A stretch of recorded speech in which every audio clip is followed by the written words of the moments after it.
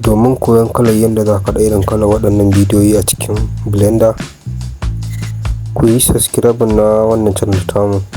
So kai tsaye abu na farko da za ka fara shine ka tabbatar ka install na SPy add-on. Bayan ka install ɗinsa sai ka buɗe shi. Ga waɗanda ba san me SPy add-on ba, wani add-on ne da ake amfani da shi gurin seta position na 3D mesh ɗinka inda kake so ya sauka. Misali, idan ku kalli wannan hoton za ku ga akwai abin da yake tafiya a karkace, wanda kowa ya sani a cikin Blender yin modelin haka zai baka wahala. To add-on ɗin zai taimaka maka ne gurin seta ko da abu ya karkace ya tafi a slope, za ka seta position ɗinsa ta yadda in ka saka 3D mesh ɗinka ko in ka sa cube ko plane zai kasance a daidai position ɗin da ka ajiye shi. So kuma SPy add-on shi iya hoto ke ɗauka, don haka duk wani aiki da za ka yi ka tabbatar kana da hoton kalar frame ɗin da za ka yi amfani da shi. So kai tsaye ga shi za mu loda hoto da za mu yi amfani da shi. Ga fuskar sanan kamar haka, ga wasu layuka nan guda uku, akwai ja akwai kuma bulu. Nan gurin inda za ka seta inda aro ɗinka zai ringa kalla. So misali za ku ga idan na caccanza wannan abin za ku ga aro ɗina yana canza location kenan. So anan za ka seta daidai kalar inda aro ɗinka zai kalla, daidai yadda zai daidai da yanayin position ɗin da kake so 3D mesh ɗinka ya sauka. So bayan ka gama seta inda kake so aro ɗinka ya kalla, sai ka zo kuma ka align ɗin wannan aron da nake seta gashi shine daidai inda na saka plane ɗina nake so ya sauka. Gashi nan ina seta shi.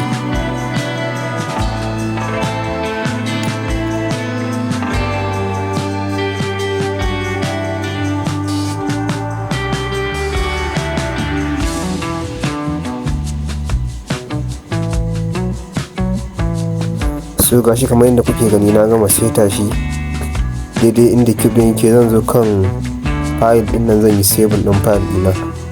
So zan zaɓi folder, zan yi saving ɗinta. Bayan na yi saving sai shigo cikin Blender. So zan goge komai by selecting A to X delete. Sai ka zo kan references, wato akwai add-on shi kansa ka tabbatar ka yi install ɗinsa. Gashi na SPy add-on, ka tabbatar ka install ɗinsa, kai saving. So yanzu sai kuma inda za ka shigo da shi file ɗin da kai saving kenan. Za ka danna import, can ƙasa ga SPy add-on nan, sai ka nemo inda kai saving ɗin shi wannan hoton da muka align kenan.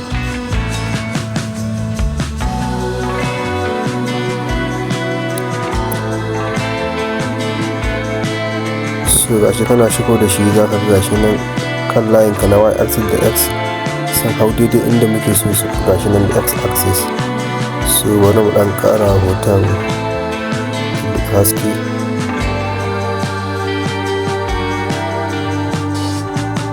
So kuma yadda muke gani a x axis din mu ga kuma y axis din mu. So yanzu za mu yi adding plane. Gashi nan ya zama za mu yi rotation ɗinsa on y axis 90 degree. Za ka danna x, y axis 90 degree, zai juya zai kalli wannan fuska. So za mu ja shi zuwa position ɗin da muke so.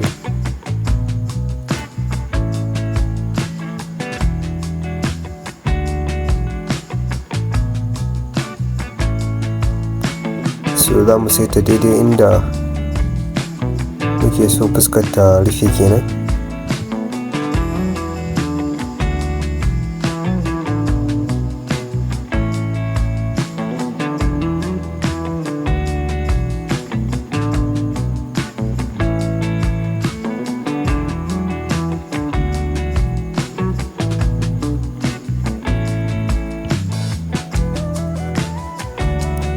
So bayan ka gama sai ka selectin wancan pencil, ka danna E to extrude, S to scale. So sai mu dan scale ɗinsa kaɗan, sai mu sake maimaita E to scale S, sai mu sake yi kaɗan. So sai mu danna E to extrude, mu ja shi baya. So ka ja shi daidai inda kake so ƙarshen box ɗinka ya kasance. sai kai selecting fuskar, sai kai right click ka je kai delete face. So gashi fuskar mu ta fito. So sai mu zo mu danna wannan bangaren, sai mu selecting din wannan edge din, sai mu ja shi on y axis. Muna so mu rufe waccan box din, yawa mu rufe shi gaba ɗaya. Ka tabbatar ka rufe shi gaba ɗaya da yace ba za a gan shi ba.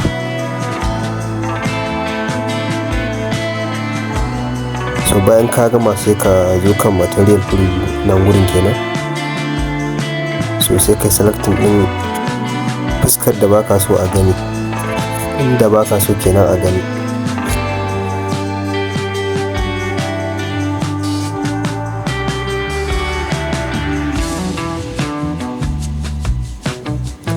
So sai kai danna wancan plus icon din, ka danna new.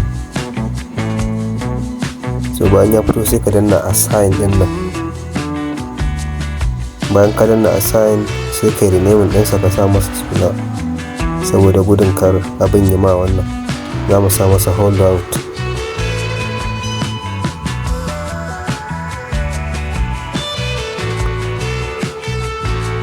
So yanzu sai kuma cikin box din mu shi ma za ka yi selecting ɗinsa. Za mu selecting wannan fuskar da wannan kuma sama, sai kuma wannan edge da yawa gashi nan.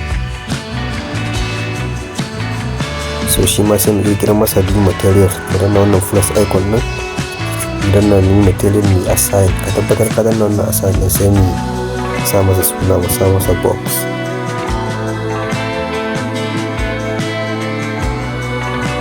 So za mu zo kan hold out, ka tabbatar ka taba hold out, sai ka zo nan da muka taba shi ma sai ka zo ga hold out nan sai ka taba.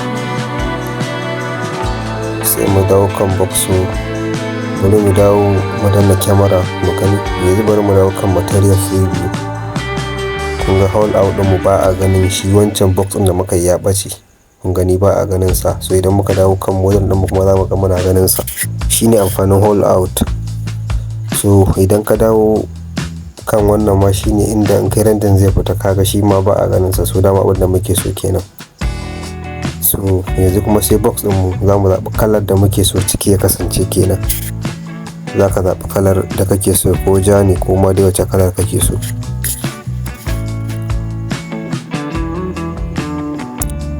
So yanzu abu da gaba za mu yi shine za mu ɗauko 3D ɗin da za mu yi amfani da shi, za mu shigo da shi kenan. Za mu yi amfani da mu agogo.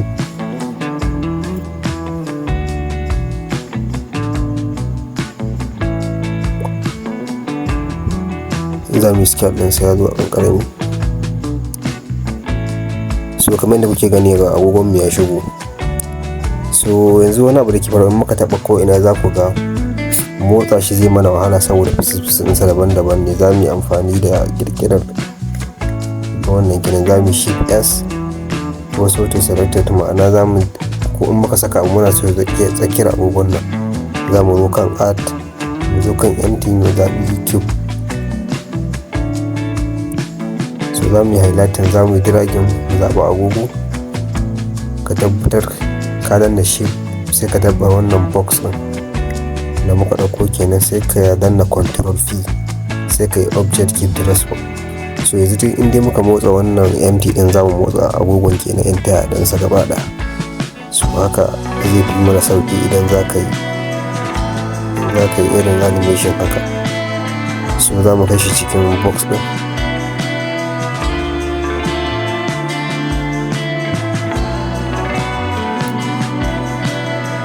So yanzu abu da za mu yi shine za mu yi animation ɗinsa. Za ka danna yau za mu jawo shi, muna so daga kan frame 60. Daga kan frame 60 muke so agogon ya fito waje. Bari mu da nan, daga nan za mu ke motsa duk position ɗinsa. Za ka danna za mu zaɓi location, rotation and scale. Za ku ga yalan nan kenan. So za mu ɗauke shi, muna so mu kai shi wannan frame ɗin gashi frame 120. So muna so idan muka motsa shi za mu kuma kan kyamara mu ga shi na on x axis zai fito waje. So y axis zai ɗan gefe, z kuma zai ɗan yi ƙasa, sai sai kuma rotation za mu juya shi, muna so fuskar agogon ta juyi da kalli. So dai ya danganta da yanayin style ɗin da kake so ka fitar, amma sometimes idan kana so kai modelin na wasu kaya ko na abu za ka iya juyo fuskar da ake so wurin ya kalla. So za mu yi selecting ɗin box ɗin, za mu yi ɗan yi scale ɗinsa ya kan ƙara girma. Sai ka dawo sai ka danna I, sai ka zaɓi location rotation irin wanda ka zaɓa a farko. So za mu kashi nan kuma ɗan ja shi frame ɗin kaɗan, muna ɗan so ya ɗan juya ya ɗan yi rotation, iya rotation kawai. So sai ka yi location rotation. So sai mu sake jansa, muna so zai koma cikin box ɗinsa.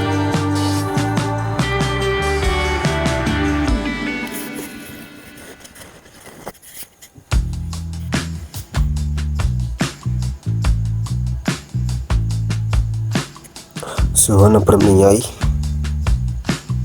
za mu ja shi. So bari mu fita daga kyamara gaba ɗaya saboda mu kalla sosai. So ka tabbatar ya shiga cikin box ɗin ya daidaita sosai, gashi nan kamar yadda muke yi. So zai shiga ciki, za mu juya mu ganshi, za mu danna rotation ɗin sai da daidai. So bari mu ɗan yi scale ɗin sai kuma kamar da.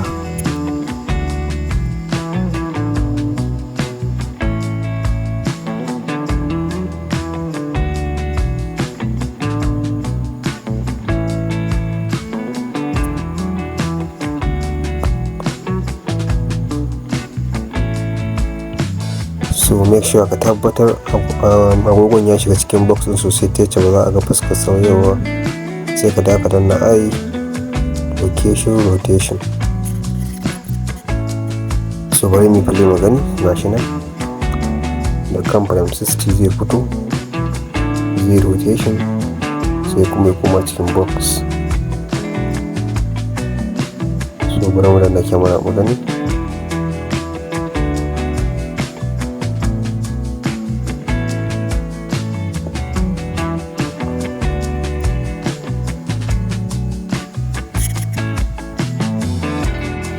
So abu na gaba da za mu kirkira murfin gurin inda zai rufe kenan. Sai ka danna shi ka ɗauko plan kamar da muka yi a farko, shi ma ka saita shi da daidai positioning da kake so ya rufe fuskar.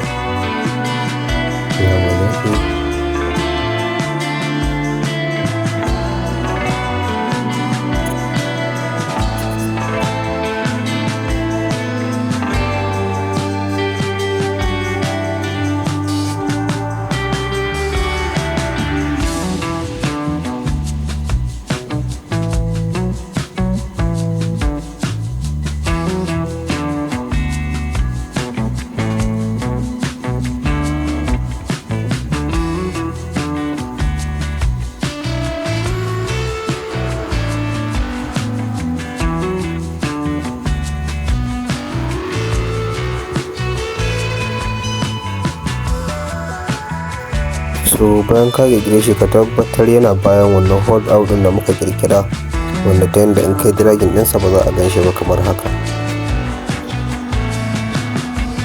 So za ka iya zuwa shi ma ka sa masa kala kamar yadda muka yi a material preview, ka zaɓi kalar da ya dace ka saka masa. So za mu zo za mu yi animation ɗinsa kamar yadda muka yi a farko, za mu zaɓi amma iya location. So za mu ja shi daidai inda muke so ya fito, gashi nan zai zuge kafin agogon ya fito. So za mu danna location ɗinsa, muna so murfin ya buɗe on y axis yau gashi. So sai mu danna iya location da za mu yi amfani da location.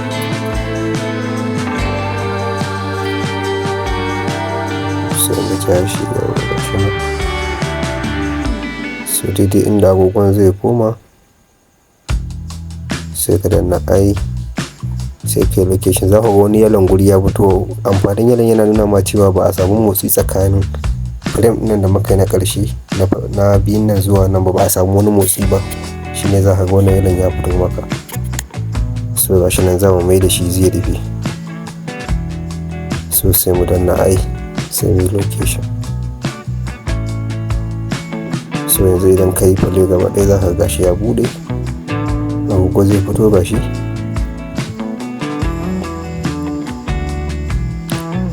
So bayan ya gama daidai gashi nan frame kusan 300 zai dawo zai rufe.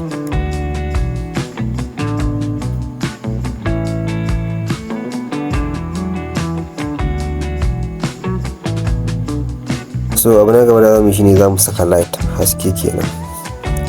Za ka zaɓi light ka ɗauko shi sai ka yi amfani da sun. So za mu yi rotation ɗinsa inda muke so hasken zai kalla kenan. Za mu yi setting ta cikin box ɗin. So ga shi za mu zo nan sai mu ɗan ƙara masa haske kamar ƙarfi, stream ɗinsa kenan. So ko kuma ka zo nan kan material ka ɗauko HDR ka yi loading ɗinsa. So shi ma dai kalar wani hasken ne duk za ka yi amfani da shi. Sai ka zo kan environment tax ka yi open.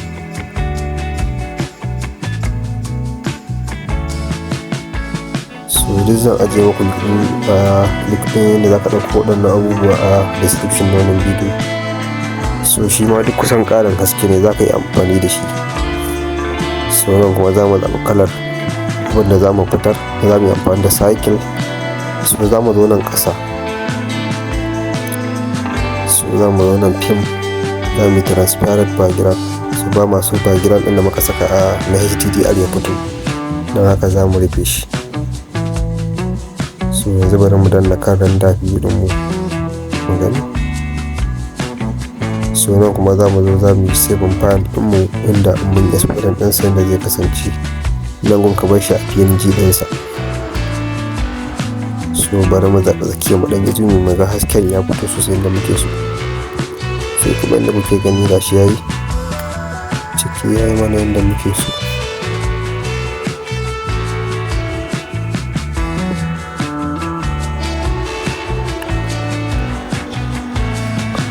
So kai tsaye kawai za mu zo kan render, mu render animation. So bayan ya gama gaba ɗaya sai ka shigo. So dama mun fitar da shi ne a PNG, ma'ana iya wannan abin da muka yi animation shi muka fitar. So a cikin blender da ya kai za mu shigo ɓangaren video animation, video editing kai. So ga guri na an sa art. So sai mu amfani da image sequence, sai mu ɗauko hotonmu na farko, ba wanda muka fitar a S5 ba, na farko. So sai mu shigo da shi cikin blender gashi nan. So bari mu tashi. So sai mu koma mu yi adding, nan bari mu ɗan ƙara a frame ɗin ya zo daidai da tsayin bidiyon mu da muka yi. So sai mu zo mu ƙara danna add, mu danna sequence, sai mu ɗauko shi wannan abin da muka exporting wanda muka gama. So gashi nan inda sai kai control A select, sai ka shigo da shi. So gashi nan ya fito, sai mu ja, yawa bari mu ja shi complete. So yanzu bari mu yi play mu gani. Gashi idan kai play ga bidiyon mu nan ya buɗe. So yanzu muna so mu yi saving ɗin shi a matsayin bidiyo ne. Kaga wanda muka yi da za a yi image sequence a hotuna muka yi wannan ɗinsa. So gashi nan gurin shine waya inda zaka iya canja size na nan gurin kenan. Idan bidiyon ka yana da faɗi, so dai anan da zaka caccanja. Nan zaka iya barin sa a EB ma is normal. So za mu zaɓi position inda za mu yi save ɗin bidiyon mu. So nan kun gwada yanzu yana kan MP4 ne, mu bar shi a kan bidiyo ba a kan PNG ba. So bayan ka gama citizen din da kai sai kai render animation, shikenan complete, ka gama bidiyon ka. So idan kun ji daɗin wannan bidiyo, kada ku manta da yi mana subscribe na wannan channel domin samun bidiyoyi irin waɗannan.